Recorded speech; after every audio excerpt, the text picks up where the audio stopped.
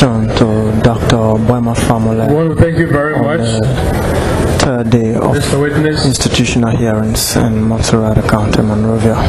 For your presentation today before the Commission.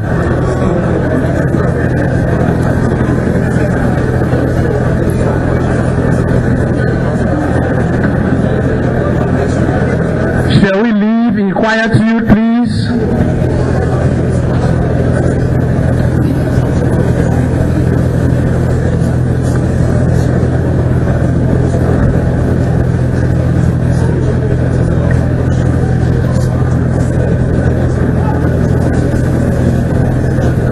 Silence, please.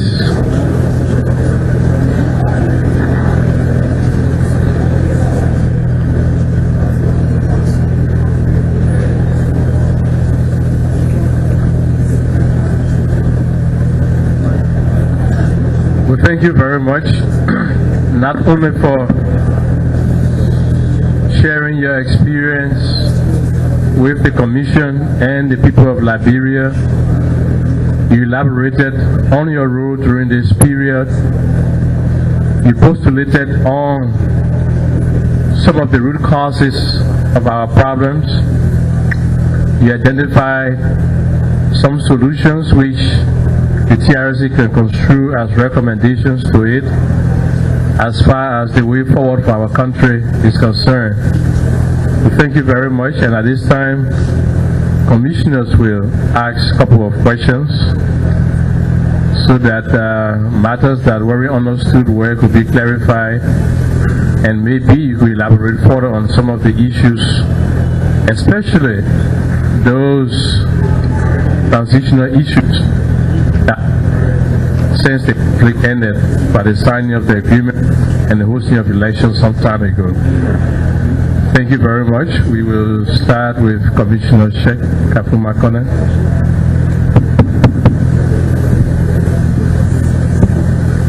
Thank you very much.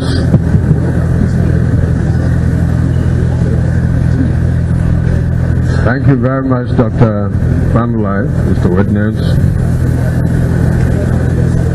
My question to you is very short, precise and concise, because questions that I wanted to ask, you have elaborated on them very well. I would like to ask you, in the 70s there was phrases used, and we continue to hear re-emergence of these phrases again in the post-war era. Taken into consideration of what you witnessed and experienced in the past, I'm asking whether it was proper and it is still proper for our activists and stakeholders to impress the minds of the Liberian people where illiteracy is so high with the concept of radical change and taking one's destiny into his own hands.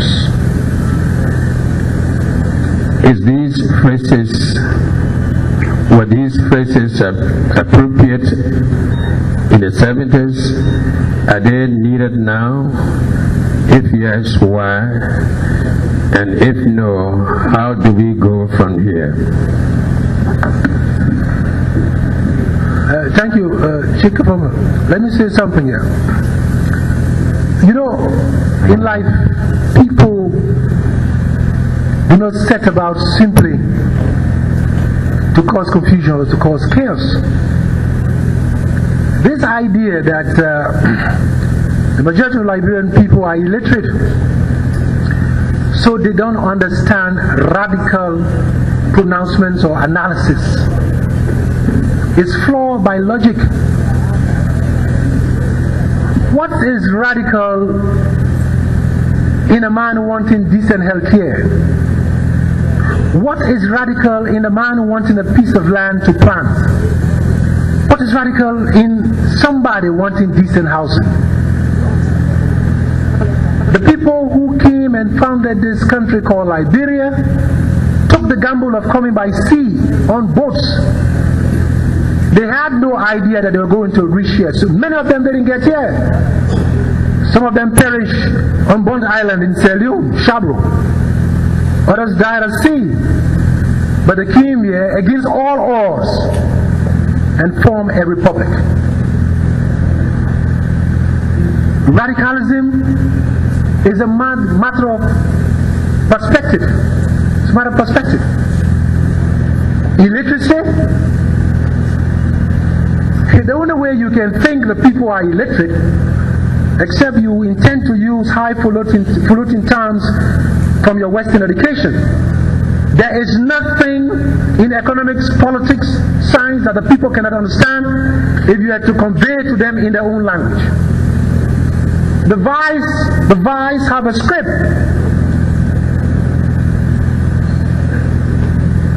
The Muslim brothers and sisters here have a rich tradition that comes from Timbuktu, where you had the first medical college in Africa.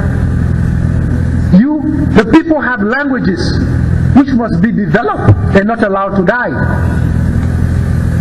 Mwalimu Julius Nyerere, who was one of our greatest leaders and teachers, understood how to reach the people they call quote-unquote illiterate. That was to speak to them through the language. And so Mwalimu Julius Nyerere and his party decided that Kiswahili would be the official language in Tanzania. There is no word in English that you can find in Swahili. Water, maji. Hello, jambo. News, muzuri. What he was trying to do here was to say, if we were to let our people go through Western education, it's probably going to take us 20, 30 generations to educate everybody, quote unquote. So let's deal with the local languages. And so the Vai man has his Vai script. Talk to the Vai man. You think he can understand economics and politics? Talk to the crew man.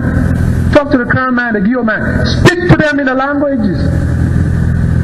And I can say something to you. The pain of poverty, the pain of poverty does not know illiteracy or literacy.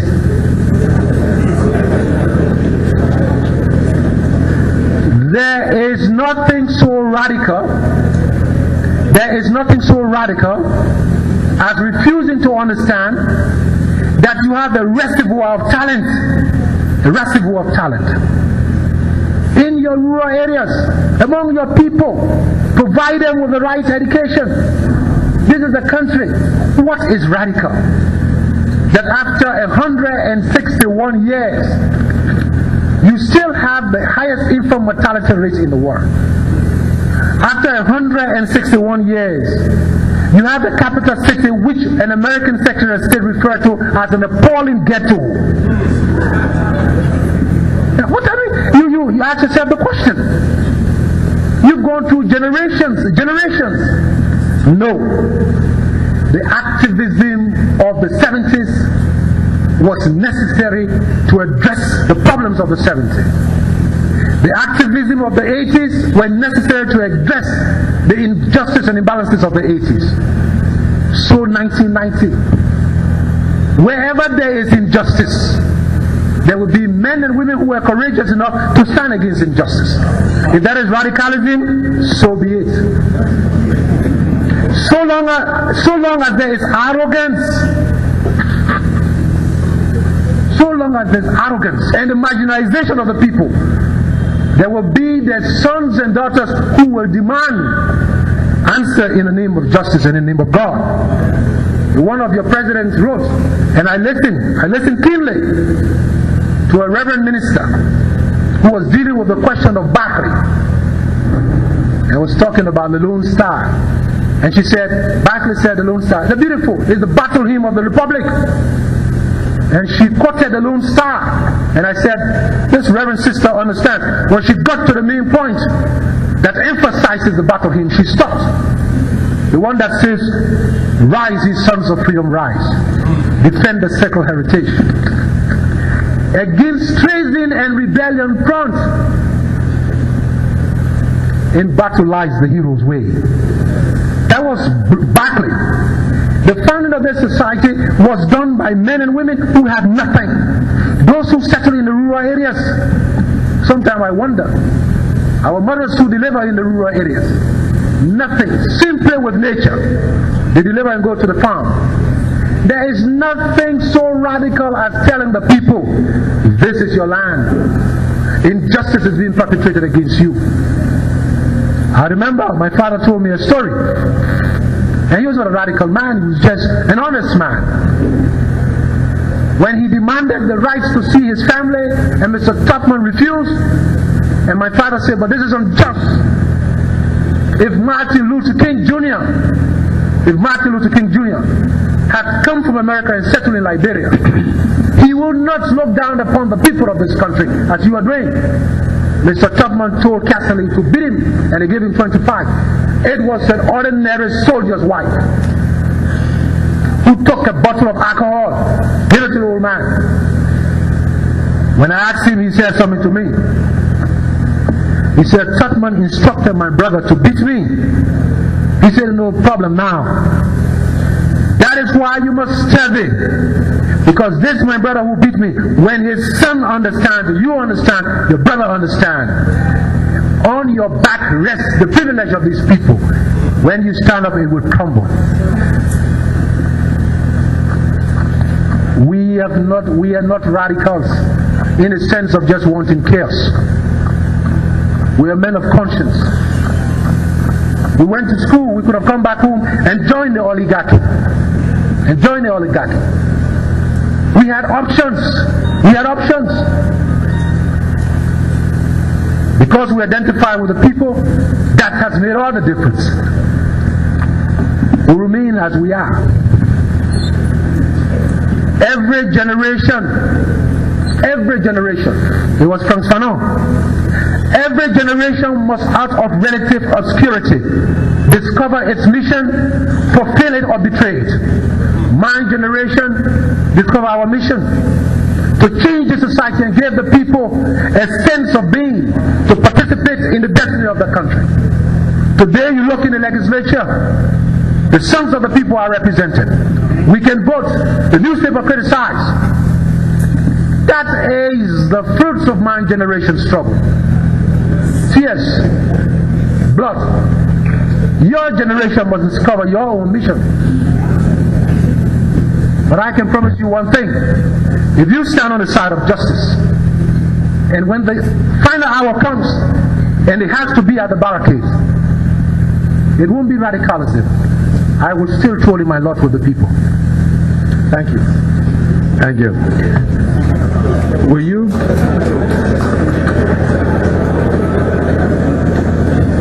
In testifying, you talk about list,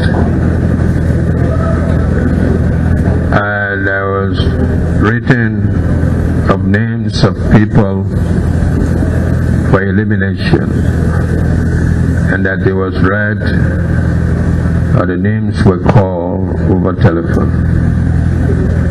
Were you later able to get a copy of this list, or do you mind of giving us the names of some of the people that were told to you on this list?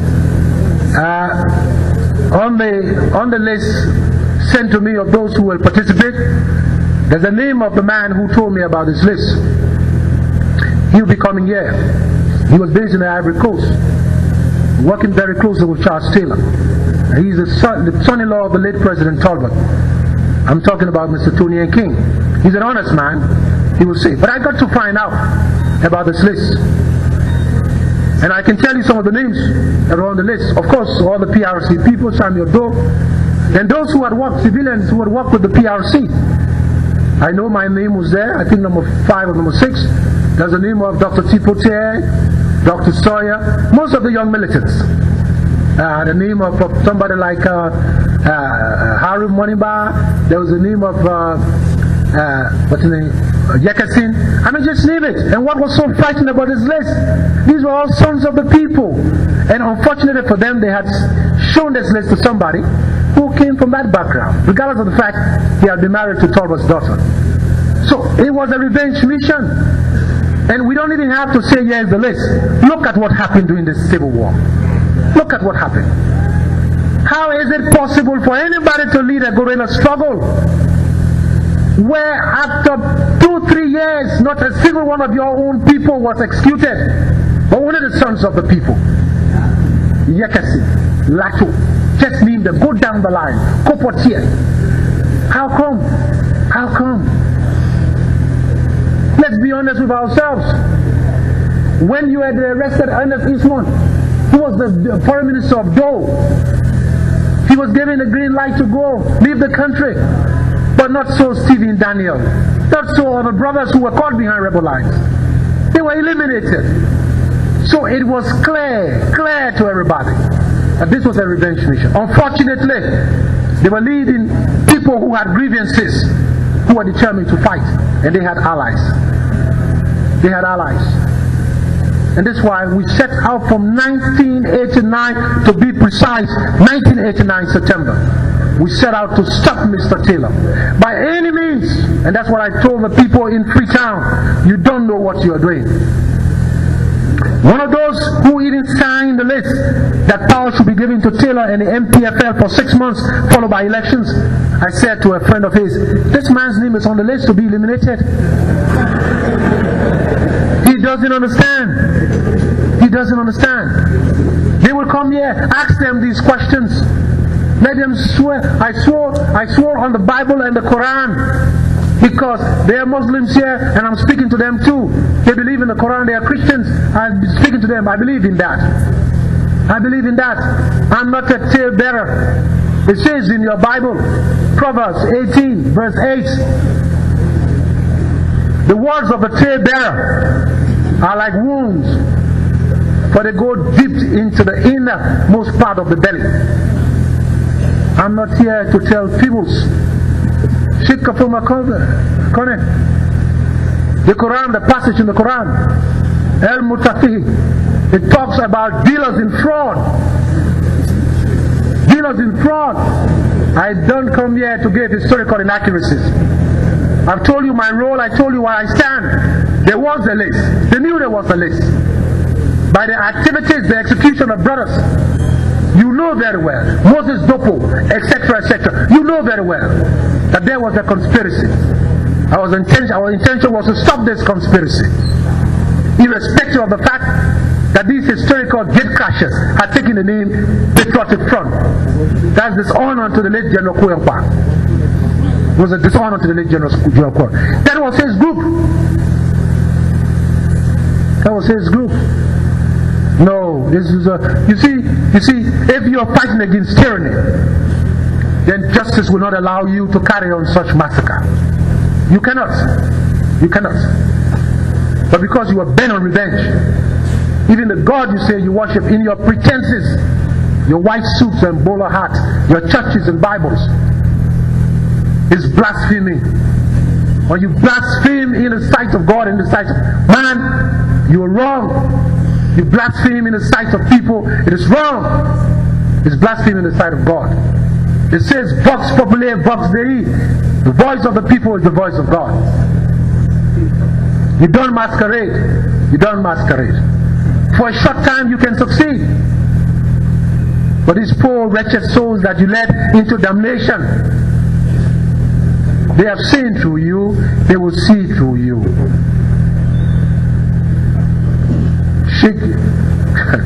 You know, I say to my children, because you know, they read the internet and a lot of things were said about me, all kinds of stuff. Fahnbulleh, even my mother, poor woman, when they go and tell her about her son, sometimes she believes, sometimes I don't know about that boy. You know, they got a famous saying in Christendom: you born the child, you don't born the heart. And I said to my mother, you know, it is interesting. When my father was put on trial in this country, and people were condemning him, what convinced me more than anything about the absolute insensitivity of this oligarchy. I mean, so insensitive that you wonder what arrogance these people had, was to take my younger brother, a baby from the BDR school, and ask him to join a march of students going to the mansion to condemn my father. And I said, but my brother, a baby? I was in Freetown when I heard. And then I said to myself, you see, these people will have to realize that enough is enough. You do not in a country of equal citizens arrest a man and take his children and put a child on the line to condemn the father. Where in the world, in the history of the world, have children condemned the father? But only in your Liberia. And your reverend ministers stood up in church. I remember one of them swearing in Charles Taylor, and when he was asked, I would do it again. You got to be honest with yourself. Be honest with yourself. Somebody asked me a long time ago, say, if you were ever to go before the TRC, what would be one of your recommendations? And I was trying to be facetious, I was trying to be funny. I said, I will demand that before anybody holds public office, they must go through psychiatric check. There are a lot of crazy people. Crazy people. Listen to them on Sundays, crazy. Mutilating the Bible. Mutilating the Bible. Turning it into an instrument of profit, lying through the teeth, calling on the name of Jesus, pretending that they have a Christian state. You do not walk towards it. Walk towards it. You blaspheme in the name of God. And then you wonder. You wonder. And Charles Taylor told you that he was a Christian. God will use him. Is God a madman to use gangsters?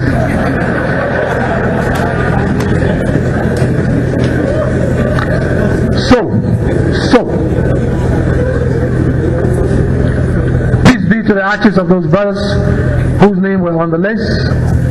Innocent souls that perish, not because they had committed a crime, simply because they were who they were. Stevens Daniel, Yekison, Moses Dopo, etc., etc., etc. Thank you very much.